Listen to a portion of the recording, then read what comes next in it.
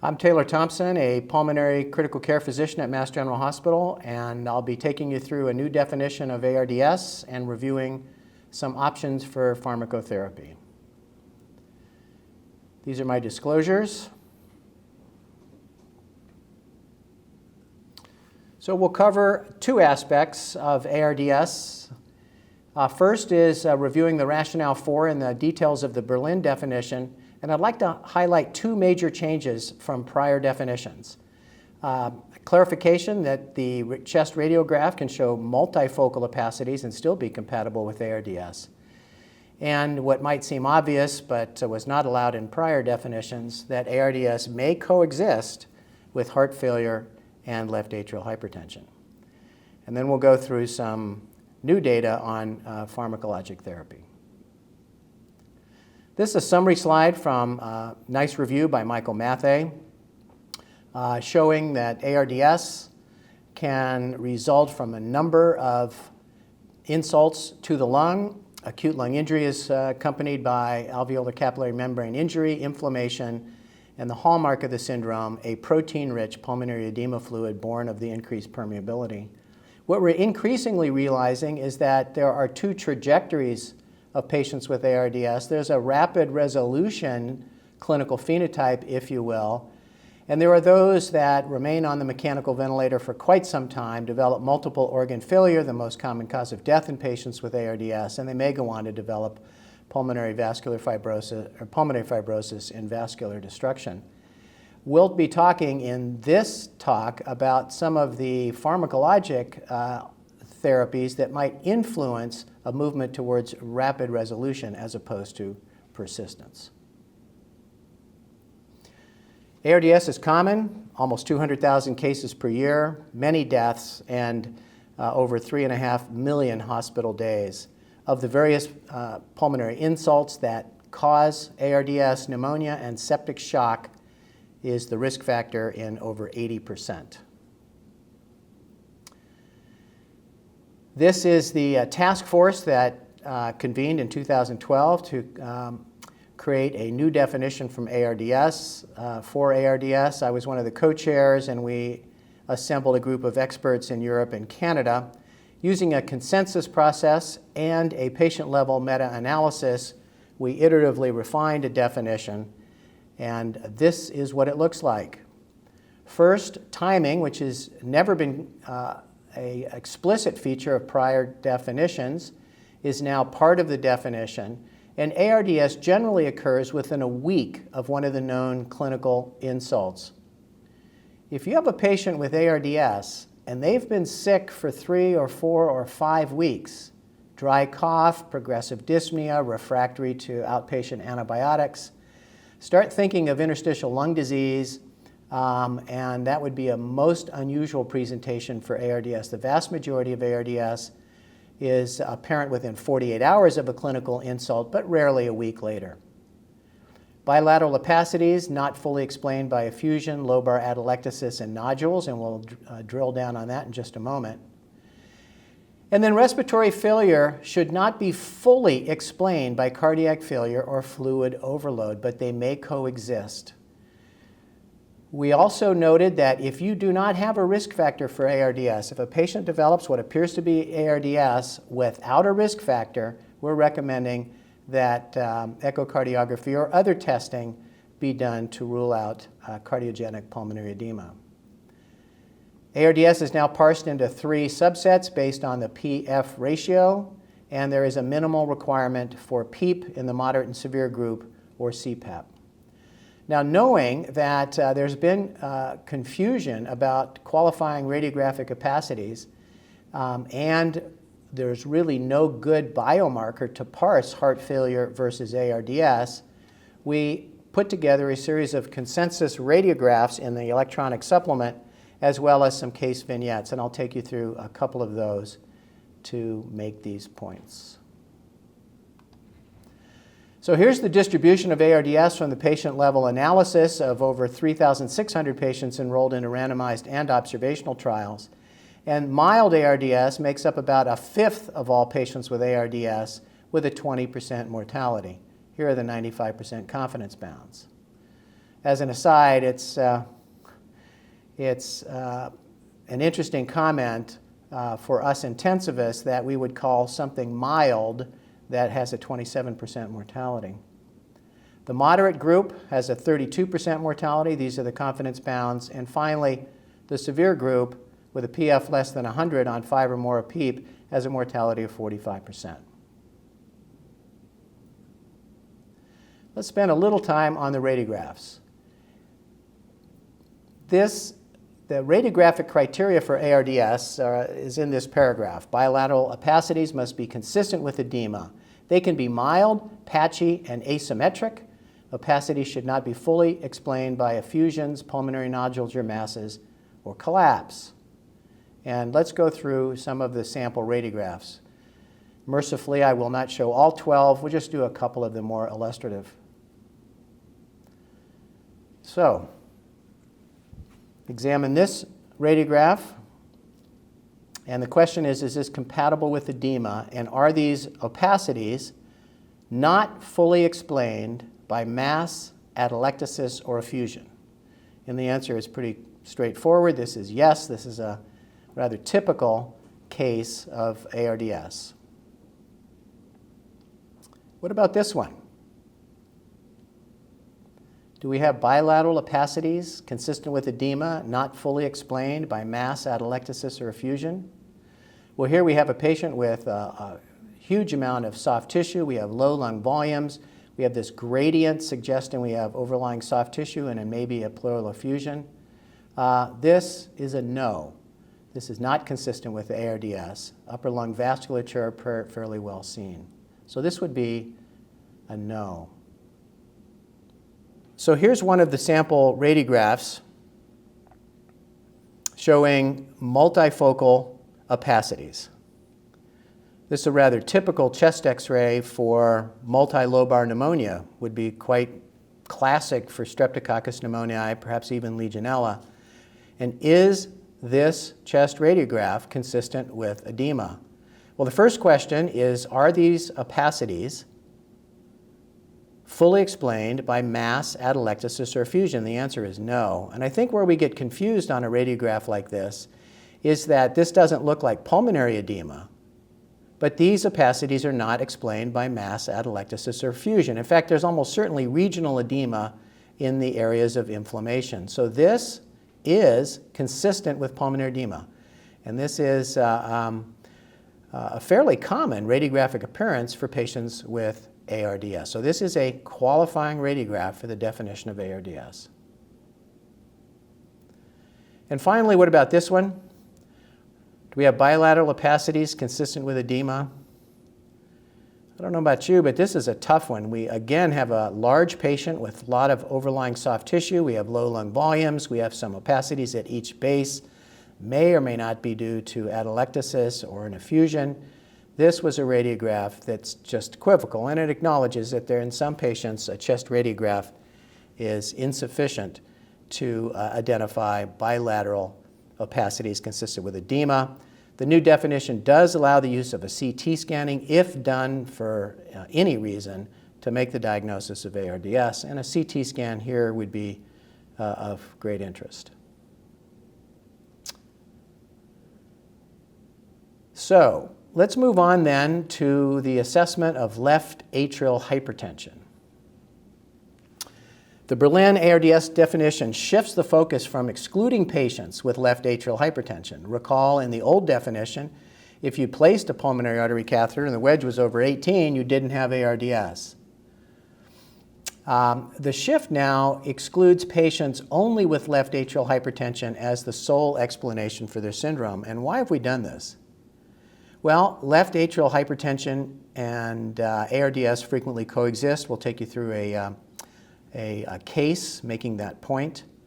Left ventricular dysfunction is common in patients with sepsis, septic myocardial depression, or pre-existing ischemic heart disease. And the chest radiograph, BNP, and troponin cannot distinguish heart failure from ARDS. So for these reasons, we allow these two to coexist.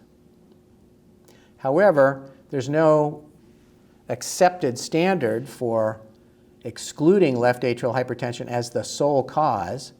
So we created some vignettes. And I'll take you through a few of these vignettes. So here's vignette 1. 53-year-old man presents to the ED with substernal chest pain and dyspnea of 2 hours duration. He's afebrile, tachypnic, bilateral rales. SATs are 100%, on 100%. Oxygen are 96%. That's oxygen by face mask, probably be nasal cannula, high flow now. EKG shows anterolateral ischemia, and the chest X-ray demonstrates pulmonary edema. You get a rapid troponin T assay back at 0.1, upper limit of normal 0.03. You get an emergent echocardiogram, perhaps do it yourself, and you see a diminished left ventricular function with a focal wall motion abnormality. An attempt at non-invasive fails and the patient becomes hemodynamically unstable. After intubation, the PF ratio on 0.6 is 230, so we have a qualifying PF. But what's missing in this narrative is any risk factor for ARDS. So this patient meets the hypoxemia and radiographic criteria for mild ARDS, PFs between 2 and 300. However, as I said before, no identifiable risk factor. And there's clear evidence for myocardial ischemia. So this is not ARDS. Let's do another vignette. 72-year-old man with a history of COPD and heart failure has a 4-day prodrome of fever, productive cough, chest pain, and dyspnea, which is worse when supine. In the ED, he's short of breath, febrile, in atrial fibrillation with a ventricular response of 140, hypotensive with a blood pressure 90/60, satting 92% on a 50% face mask. Decreased breath sounds are noted at the right base, and diffuse rales and wheezes throughout the rest of the lung fields. The lactate's 5, EKG inverted T waves across the precordial leads, echo global reduction in LV function, chest X-ray hyperinflated lungs with a dense right lower lobe consolidation. So far, this is a pretty classic case of a patient with pneumonia and may have some pre-existing ischemic heart disease. Patient's given 2 liters of normal saline, transient increase in blood pressure, but requires intubation and norepinephrine for shock. Chest X-ray shows a right lower lobe opacity, a right pleural effusion, and evolving left-sided opacity. So interesting, this radiograph, which was focal when he presented after volume resuscitation, now has opacities in the contralateral lung. What could this be? This could be pulmonary edema from the 2 liters of normal saline and a reduced ejection fraction. It might also be the development of capillary leak and injury in the contralateral lung, complicating his pneumonia in the right lower lobe. It's impossible to know which is which. The CVP is 15 millimeters of mercury. The central venous SAT's 55, suggesting a low cardiac output. Arterial blood gas post-intubation reveals a PF that qualifies for moderate ARDS at 180 on an FiO2 of 0.6, and the troponin T is up. So it looks to me like we have community-acquired pneumonia complicated by shock and a type 2 NSTEMI, or type 2 myocardial infarction. So this is a common scenario. Patient meets oxygenation and radiographic criteria. Clearly, the patient has pneumonia and pre-existing left ventricular dysfunction. And as you know, troponin elevations are common in patients with septic shock. Troponin elevations may be seen in up to half of patients with septic shock. The evolution of bilateral opacities, as I just said, could be heart failure, but it also could be lung injury. So this does not exclude the patient from having ARDS. So this is ARDS, probably with a component of hydrostatic edema. And such a patient in the prior definition might have been excluded. So how is the new definition doing in practice? This is a recent publication in JAMA from the Lung Safe investigators. We gathered up investigators around the world and did a survey of ARDS epidemiology, and shown here are the survival probabilities for mild, moderate, and severe ARDS. And one again can see that that classification does indeed identify patients at high risk of death in the first month. One of the reasons I'm showing you these data are that in this international survey, between 51 and 79% of patients with ARDS were not recognized by clinicians as ARDS.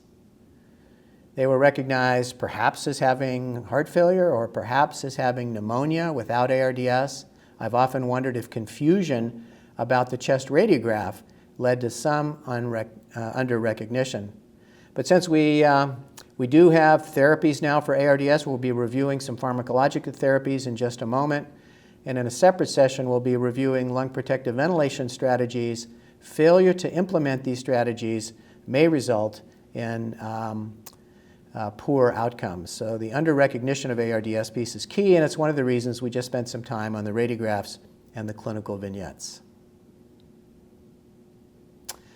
Now, one of the reasons we have this definition, which is really quite nonspecific, is that there is no troponin of the lung. And I'm showing you this laundry list of potential candidates that have been examined over the years, usually for an association with poor outcome.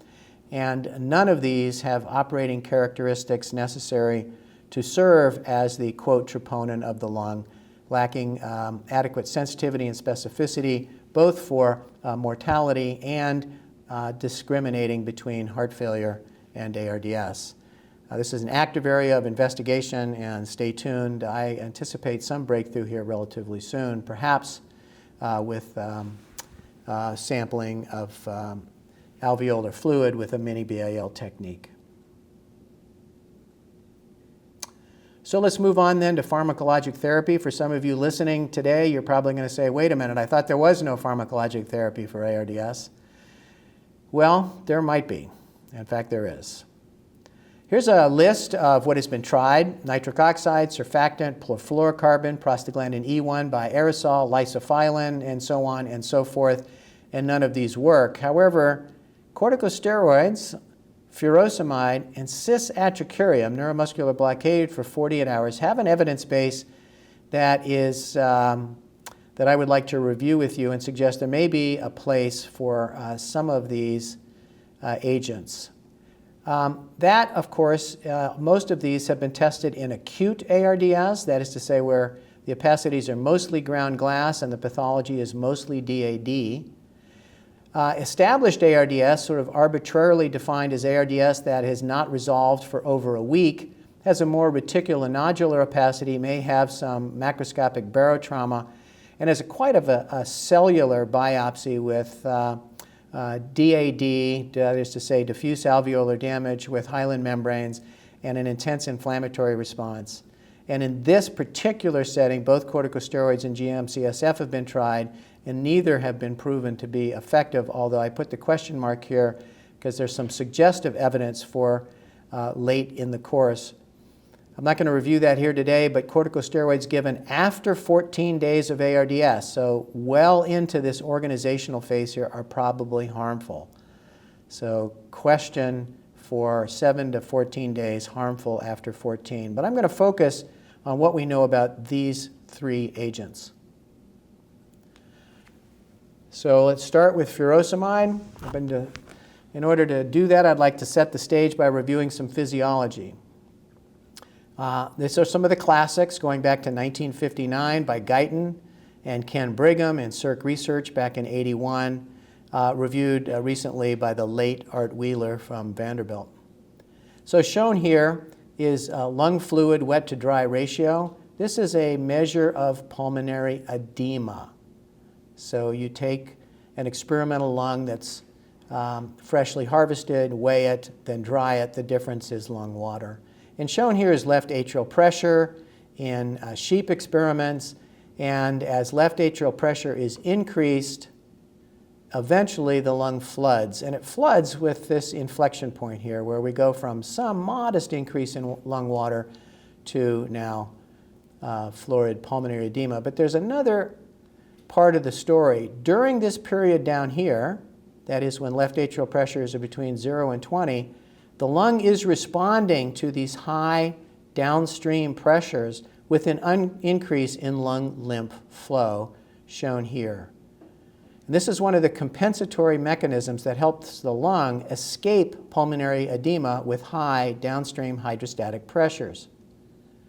Well, if we superimpose this over here on this and then dilute plasma proteins with crystalloid resuscitation in this model, we shift this inflection point down here. So this would be a hypooncotic experimental setting. And this is fairly common. Crystalloid resuscitation is the dominant resuscitation fluid for septic shock, which is one of the major risk factors for ARDS. And we are creating this both dilutional hypoproteinemia and hypoproteinemia from third space protein loss in our patients. So our patients with sepsis or pneumonia with sepsis are vulnerable to developing pulmonary edema at lower hydrostatic pressures. And then if we add lung injury to that scenario where we increase permeability of the alveolar capillary and epithelial membrane, then patients can flood at very low left atrial pressures. Is this a problem? Well, in the 1,000 patient fluid and catheter treatment trial that we completed a number of years ago, where patients with ARDS were randomly assigned to a pulmonary artery catheter-guided fluid management strategy versus a central venous catheter. In the 500 patients randomized to pulmonary artery catheters, at the time of presentation, 29% already had a pulmonary artery occlusion capacity pressure over 18, and 35% had a central venous pressure over 12, vascular pressures that clearly put the lung at risk. This, as you probably know, is an area of intense interest for early resuscitation strategies that limit fluid administration, and those studies are ongoing or about to be launched. But at any rate, let's take a look at the data we have to deal with this problem. Well, the best data come from the fluid and catheter treatment trial. That's what FACT stands for. And this is a protocol for de-resuscitation of patients with ARDS once shock resolves. And the protocol is fairly straightforward. When shock-free, no maintenance fluids, diuretics to normalize central venous pressure until off the vent as tolerated for up to 7 days. And then diuretics were held in our trial for rising creatinine or an active urinary sediment. This was a 1,000 patient trial. Let's first look at the safety of diuresing patients with ARDS after shock resolves. And conservative fluids, that is active de-resuscitation, more adverse events of hypokalemia and metabolic alkalosis. No difference in new shock, 15% in each arm, or shock duration. So diuresing patients after shock reversal does not cause new shock, nor does it prolong shock should it return. No difference in renal failure. Interestingly, though, renal replacement therapy trended towards being less frequent, 10% in conservative versus 14% in the liberal arm. What about important clinical outcomes like survival and time on ventilation? This is shown here in this Kaplan-Meier distribution. This is the proportion of patients here. Shown here are the patients who are alive in the liberal strategy. And liberal strategy was usual care, essentially usual care fluid management, or at least fluid balance that mirrored usual care. And this is what happens when you're about 1 liter positive a day. And here is the survival for the conservative, the active de-resuscitation. And these differences are not different, trending towards favoring conservative, but a very weak trend, if any.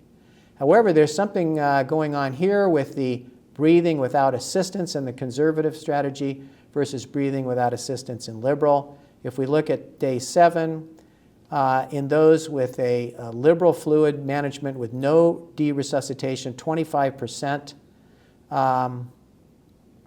are free of mechanical ventilation, only 25%, whereas 40% are free of mechanical ventilation in the de-resuscitation group. And this difference persists out to 60 days, suggesting that early fluid management is a disease-modifying intervention for patients with ARDS. If you want a number, you can take this one, 3.2 fewer days on vent in the survivors. So not a life or death decision, but certainly active resuscitation has an important impact on the course of patients with ARDS. What about cisatracurium? So this clinical trial by Laurent Papazian and the French investigators, published back in 2010, enrolled 150 patients with 340 patients with a PF ratio less than 150. So the moderate to severe end of the spectrum. All patients received low tidal volume ventilation. Both groups were deeply sedated, and they were randomized 1-to-1 to a cisatracurium infusion. I want you to note that dose. That's a 15 milligram bolus and 37.5 milligrams an hour. Why was this dose chosen? Well, this was a randomized double-blind trial. Both patients were deeply sedated. Train of 4 measurements were not allowed, and the investigators wanted an effective dose well over 90% of the time so that there was no breakthrough neuromuscular function. So this is a high dose, and the 28-day mortality was reduced, and the 90-day mortality had a trend towards reduction favoring the cisatracurium arm. And this phase 3 trial followed on 2 smaller phase 2 trials showing benefit. So there's some evidence that this may be an effective treatment. If it is, how does it work? Well, before we answer that question, let's look at an examination for heterogeneity of treatment effect. Shown here are the tertiles of PF ratio. A third of patients had a PF ratio over 120, and there is no MET benefit in that group. Those with a PF ratio less than 120, in the placebo, they have, as anticipated, a lower survival, higher mortality than the PF 120 group, and all the treatment effect is in the more severe 2 tertiles. Now, how might this drug work, if indeed it does work? This wonderful review by Art Slutsky that accompanied this publication in the New England some 7 years ago, Art hypothesizes that by reducing diaphragmatic contraction, we are reducing both volutrauma and attalec trauma, and that by reducing active expiration with the abdominal muscles, we're reducing the sort of end expiratory grunt, if you will, which reduces lung volume, causes lung collapse, and predisposes to attalec trauma. Well, if this is true, and both patients in this trial were deeply sedated, then even feeble diaphragmatic contraction is injurious. And if that's true, then the acutely injured lung, at least early in the course, is far more vulnerable to mechanical forces, at least than I imagined. However, there may be another mechanism of action for cisatracurium, especially at this dose. Art Slutsky, again, with Finelli and co-workers in Toronto, in a rodent model of acute lung injury, found that cisatracurium protected against ventilator-induced lung injury via anti-inflammatory properties. And the protective effect was not due to improved patient ventilator synchrony, or in this case, animal ventilator synchrony. So this suggests that perhaps cisatracurium has a direct anti-inflammatory effect. If this is true, then the standard dosing, which is generally, let's say, 10 milligrams as a bolus and 6 to 8 milligrams or 10 milligrams an hour, depending on train of 4, may be suboptimal for this anti-inflammatory effect. So there's some confusion about cisatracurium, relatively small clinical trial, nominal p-values, some confusion over dose. So the PEDAL network, PEDAL stands for Prevention and Early Treatment of Acute Lung Injury. This is an NHLBI-funded network, has decided to try to repeat this study, or is repeating this study. These are the inclusion criteria, very similar to the Papazian trial, and it's using the Accurus or the Papazian dose. So this large 1,408 patient trial will answer the question of whether cisatracurium is effective for patients with moderate to severe ARDS. It will not settle the dose issue. These investigators have chosen to answer one question at a time. Let's finish up then with a discussion of corticosteroids. Yes, corticosteroids are still being discussed for treatment of ARDS. There have been a number of contemporary meta-analyses that come to the same conclusion, and that conclusion is there is some evidence of effect. So here's one of these. This is from Peters in the British Medical Journal some years ago. Again, suggesting there's a trend, although in this analysis the confidence bound included 1. But look at the sample sizes. Relatively small clinical trials. In another analysis by Ben Tang in Critical Care Medicine around the same time, they concluded that the use of low-dose corticosteroids was associated with improved mortality, but there's a lot of heterogeneity of treatment effect, or heterogeneity within the studies. Sample sizes are small, and they called for an adequately powered randomized trial to demonstrate once and for all a mortality benefit or not. Now recently, Umberto Meduri in Intensive Care Medicine conducted a patient-level meta-analysis, and here are the sample size in the patient-level meta-analysis, and here are the survival distributions. And the probability of survival for those who receive corticosteroids versus control is higher, as is those randomized before day 14 of ARDS. The overall effect size is significant, does not include 1.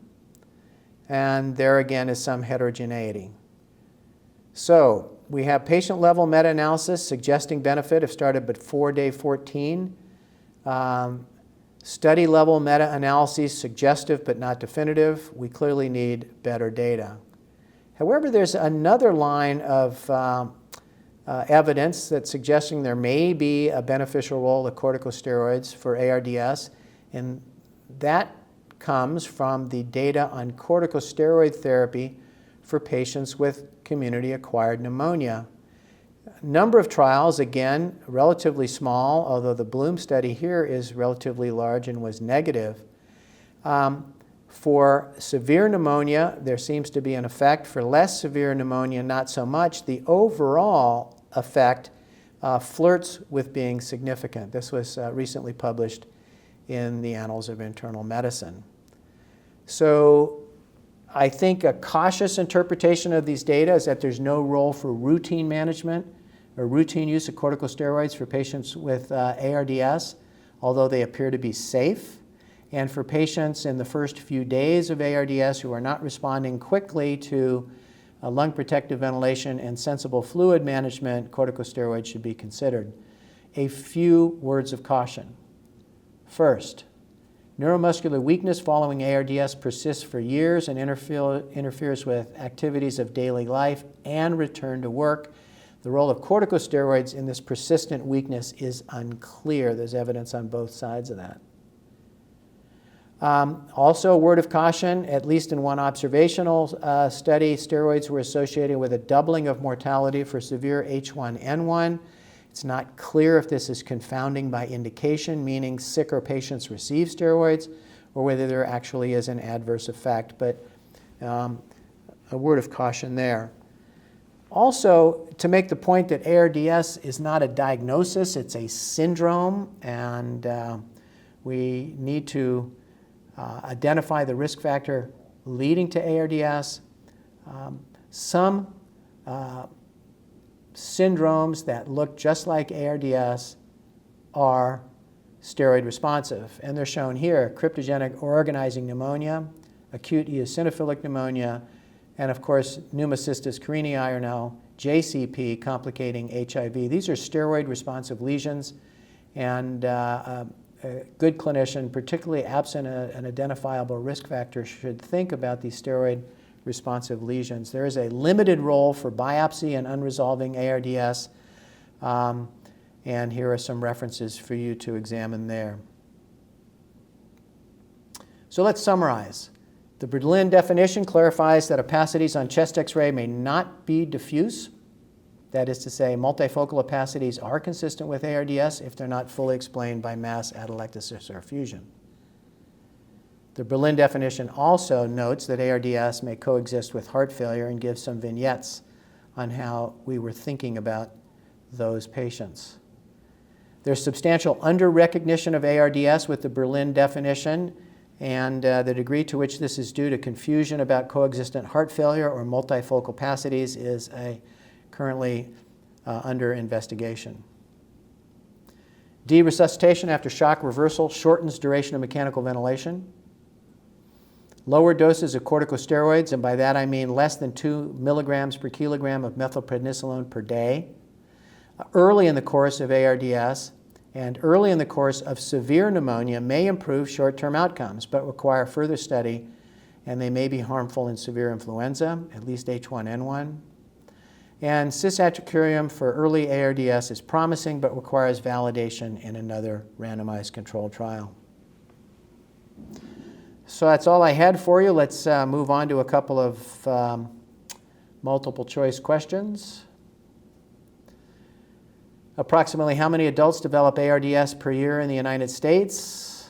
And as we just discussed, that's about 200,000, making this a bit more common than lung cancer and breast cancer. A 45-year-old with bacteremic pneumococcal pneumonia, shock, and ARDS is recovering by ICU day 2. You wish to use a conservative fluid management strategy and de-resuscitate this patient. The following are part of the ARDS Network FACT approach. So A, no furosemide within 12 hours of vasopressor use. Well, you had to read the trial to know this because we didn't go over that in this discussion, but that is true. There's a 12-hour grace period for coming out of shock before de-resuscitation was started. Maintenance fluids were allowed during shock. If a fluid bolus was given for hypotension, furosemide should be held for 12 hours. That is true. Furosemide was held if creatinine was increasing and the urine sediment suggested tubular injury. That is also true. But if creatinine was allowed to rise to a maximum of 3 so long as the urinary sediment remained free of tubular injury. And then furosemide by continuous infusion was an acceptable alternative to intermittent dosing. That is also true. So the only false statement here is that maintenance fluids were allowed during shock. Maintenance fluids in this trial were banned in part because, at least in our view, there's no role for maintenance fluids in modern critical care therapeutics, with the perhaps exceptions of insulin-dependent diabetics who need a glucose source, and then perhaps those with forced diuresis or large insensible losses.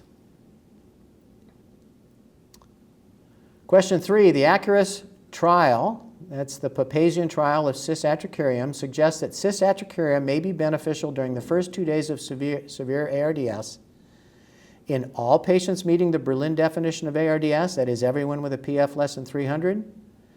A 15 milligram bolus was followed by 37.5 milligrams per hour, a very large dose.